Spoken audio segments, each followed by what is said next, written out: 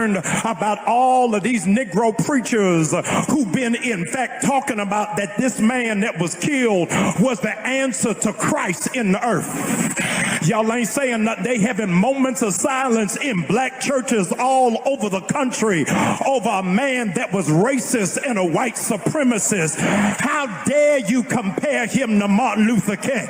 Put King and Kirk on the same footing is an erroneous thing to do. While Kirk actually lived out the values that he talked about publicly, Dr. King did not. We know that Dr. King was involved in orgies, he liked to sleep with prostitutes, and that according to his best friend Ralph Abernathy, he even beat up a few women. While Charlie Kirk believed in the fundamental tenets of the Christian faith and the virgin birth, that Jesus resurrected from the dead, and the literal existence of heaven and hell, Dr. King didn't believe in any of those things according to his very own writings. We also know that there was a philosophical difference between the two men when it comes to Marxism. Now, while it is true that both men denounced Marxism in public, unlike King, Charlie never advocated for redistribution of wealth, for social justice. These are things that King did advocate for. And so it's safe to say that when Kirk denounced Marxism, he was being honest and truthful, whereas when King denounced Marxism, he was being a deceptive liar. Finally, when King was assassinated in 1968, there were a flurry of riots that took place across the country, whereas it's now been a few days since Kirk's assassination, and we haven't seen any riots at all. This is a testament to the truth and conviction behind the words that Charlie Kirk spoke compared to the sophistry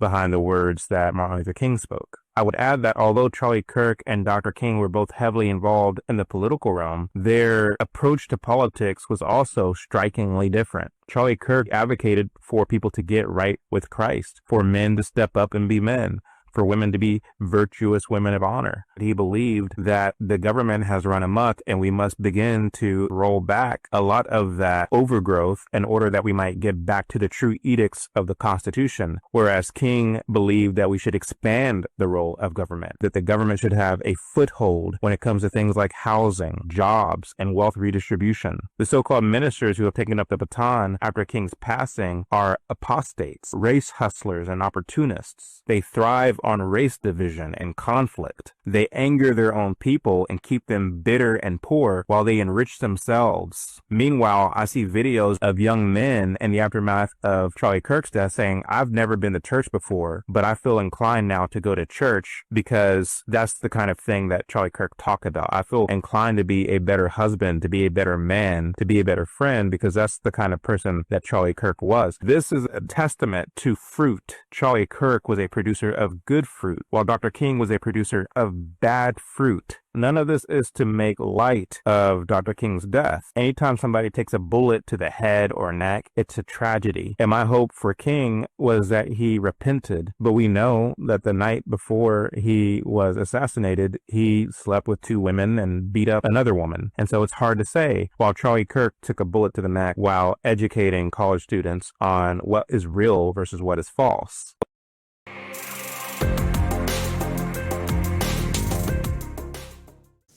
Guys, there was a man that existed, and this man spoke the truth. He spoke the truth regardless of whether or not people liked it. And this man, he made a lot of enemies because of that, because he dared to speak the truth, dared to say what was real and what was false. And this man was killed because of it. Now I'm talking about Jesus Christ. Now, flash forward a couple thousand years. You had a man that we just lost by the name of Charlie Kirk. Now, Charlie Kirk, again, spoke the truth of things. He was honest. He was real. And again, he spoke the truth regardless of whether that truth was popular or not. And again, it largely was not popular. And again, they killed the man because of it. They shot the man down because he spoke the truth. Not trying to offend people per se, but just say, hey, look, the choices that you're making are wrong. And they killed the man. Now, I'm going to bring you 3 black pastors that lied, that continue to lie about Charlie Kirk. They continue to try to defame a man that was speaking the truth. Then I'm going to bring you two black pastors that had the courage, the conviction to tell the truth, to be honest about things, regardless of whether it's popular or not. And these men, these two pastors that told the truth, are largely unpopular because of it. Guys, watch. Charlie Kirk did not deserve to be murdered. But I'm overwhelmed to see the nation's flag fly at half-staff for a man who was a proud racist and spent his entire life sowing seeds of division and hatred into this land. But can we both agree though that the less we talk about race as a country, probably better? That if we look at people as human beings first and not race. I agree with that. Okay, we can agree. Thank you, man. God bless you. About all of these Negro preachers who've been, in fact, talking about that this man that was killed was the answer to Christ in the earth. Y'all ain't saying that. They having moments of silence in black churches all over the country over a man that was racist and a white supremacist. How dare you compare him to Martin Luther King? I want to ask a question of you. What does it mean to be an American? Is it an idea or a history, a shared history, or is it a skin color? Well, I mean, you could go back to the original founding fathers, the Immigration Act of, I believe it was. What does it mean to be an American? Is it a skin color or something else? So there's the current idea of what it means according to, the Hart-Celler Immigration Act and, all this bullshit that you guys spew. But if you go back to the original founding fathers, they intended this to be a European nation for white men of good stock and character. So, can you show me? Let me answer the question. Can you show me where in the United States Constitution it says that? It wasn't in the Constitution. It wasn't in the Constitution because they didn't believe it. The founding. You, sir, they did not put it in the United States Constitution. Let me answer another question. Let me ask you another question since you support. Allow him to have the mic. Let me ask you another question, Founding sir. fathers wrote many what other does the documents phrase, other than the United sir, States Constitution, and they made it explicitly clear. What does the phrase "e pluribus unum" mean? What does the phrase "e pluribus unum" mean? Why is that relevant? Because it was on every founding document and presidential seal from our founding, which means out of many, one. You, sir, and your ideology is not conservative. It is right-wing, identitarian. It has no place in the conservative movement, my friend. Get out of line. Get out of line. I really despise the way that Kirk was killed last week. I despise the way he was killed. Shouldn't have gone down like that. But political violence ain't nothing new to this nation. Now, let's be clear. Let's be clear. They killed our ancestors over political violence. That was political violence right there. Knees on necks, that's political violence right there.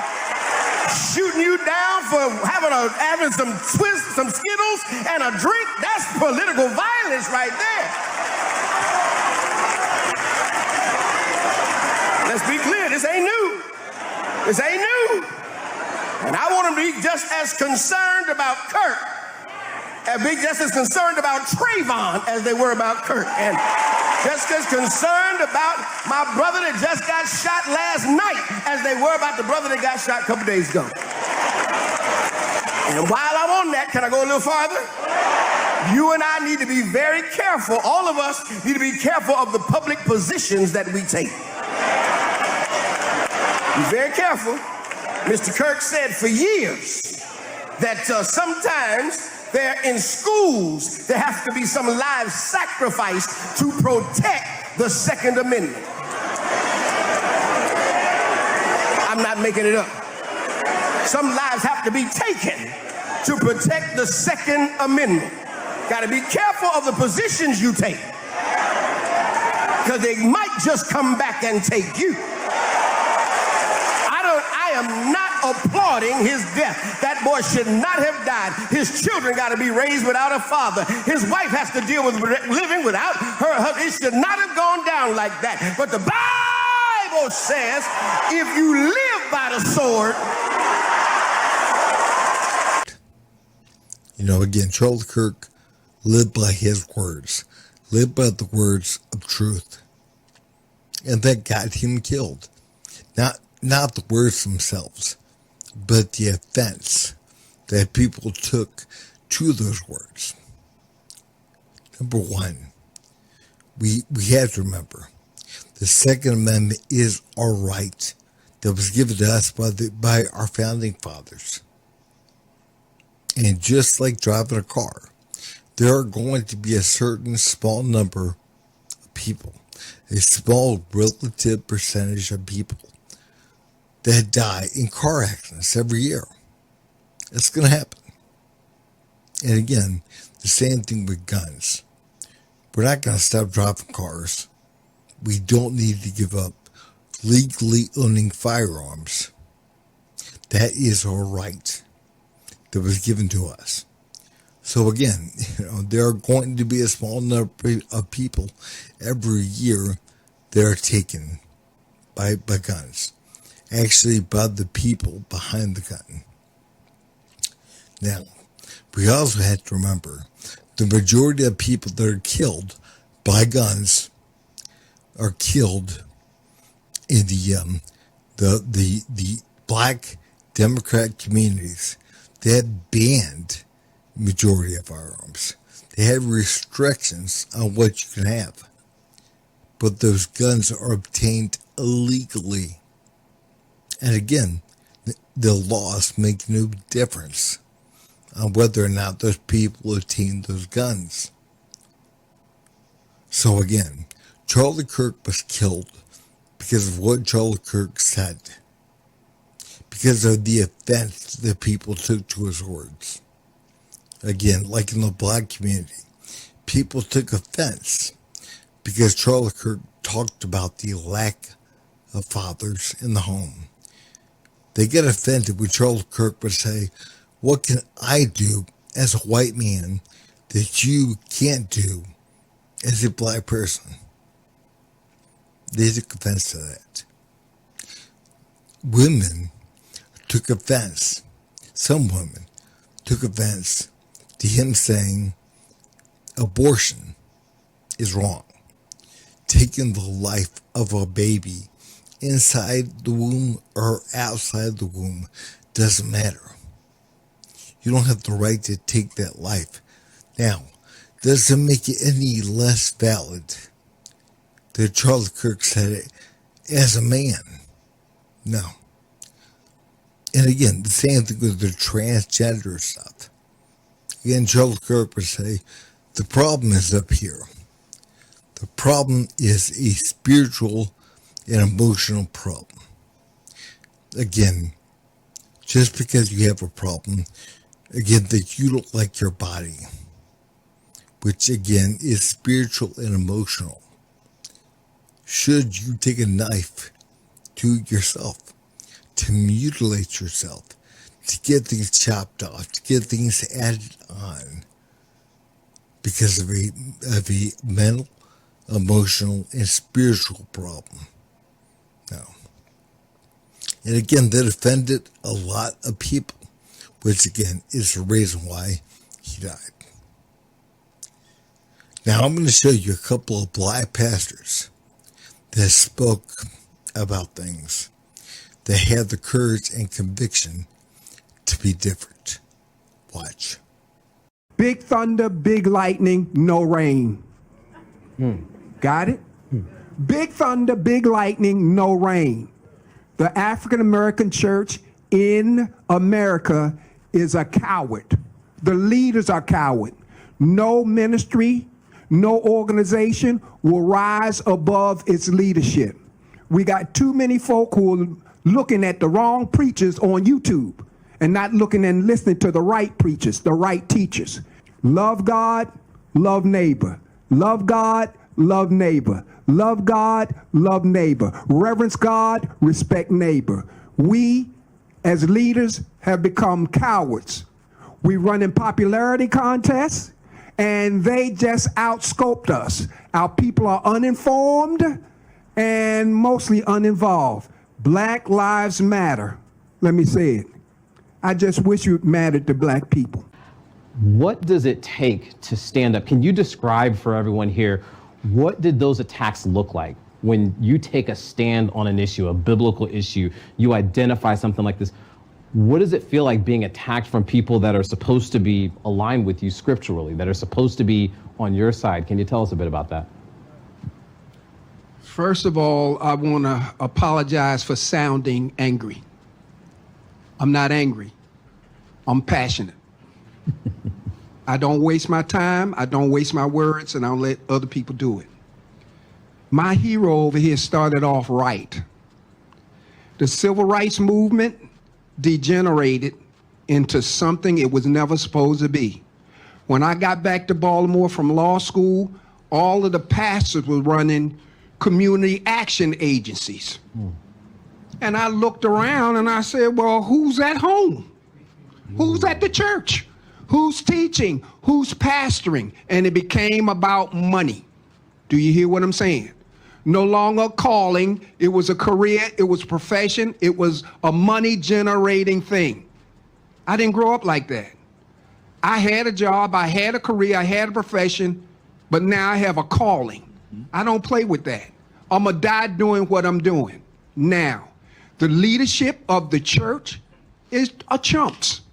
We got to realize, I get attacked for this, we have a us problem. White people can't say that. I can say that. We have a us problem. Dr. Francis Cress Welsing said that there are 9 areas where racism is practiced. Here we go. Economics, education, entertainment, labor, law, politics, religion, sex, war. Fine. And long as she was blaming white folk for everything, black folk were screaming. But then she said, we need to be counter-racist in our approach. And she said, the solution is so simple, I hate to mention it. Stop calling each other out of our names. Stop stealing from one another. Stop buying stolen products on the corner. Stop disrespecting one another. Stop breaking, and everybody got quiet. You know why? We got a us problem, and us is the solution to the problem. Does that make sense? Sure. I can say it, you don't have to say it, but you know it's true. You know it's true. I am old and dangerous because I have no fear of dying. I used to say to my people, I don't care. But now I say, I'm not afraid. Look, I look at the Gladiator every week. Russell Crowe. No, you got to get your motivation where you can get it. That's right. Russell Crowe's mentor say, you know, you in this arena and there's only one way out. On your shield. Russell got in there, they double-crossed him, stabbed him, he fought to the end. With his dying breath, they say, now what can I do for you? What do you want? He said, free my men. Did you hear what I said? Free my people, right? He's about to die, he dies. And the lady that comes out and loves him looked at him and said, soldier of Rome, honor him. If you are in the arena, and I'm almost 80, but I'm still in the arena, there's only one way out. Charlie Kirk, 31, in the arena, an honorable death, only one way out, on his shield. You know, guys, man, I admire these two men. I do.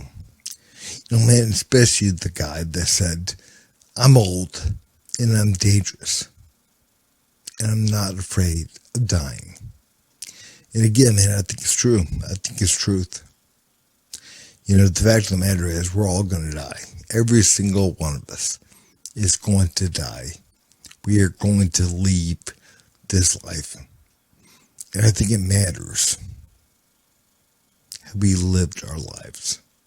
Were we willing to work ourselves? Again, we can't become courageous alone. We become courageous by allowing God, the light, to come through us.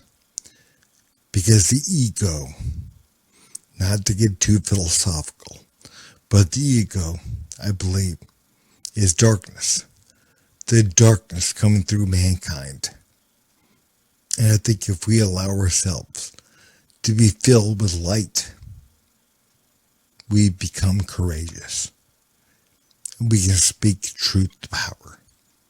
Real truth. Not this fake stuff, but real truth.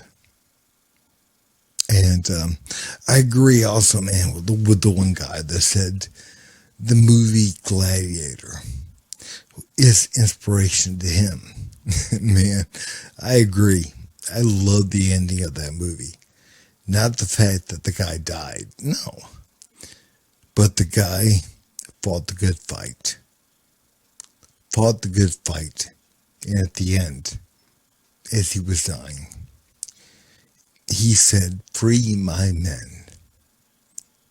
And again, that is truth. That is the same truth that I feel that Charlie Kirk was coming through him. Again, he was freeing people from the darkness. Again, by saying the truth. Because the darkness grows a little bit deeper, a little bit darker, when lies are allowed. When people won't speak the truth because they're too afraid of offending certain people. They're too afraid of offending people and not going along with this fake compassion. The compassion that says, "Oh, I'm a man, but I think I'm a woman." And again, you have to affirm me. You have to give me compassion. Affirm me for what I believe to make me feel good. And of course, in the long run, that doesn't make anyone feel good. And that darkness grows a little bit more. And like I said, man, Charlie Kirk, he was an example. I truly believe he was an example of the strength, of the light that we can allow come through us to give us the courage to speak. Rest in peace, Charlie Kirk.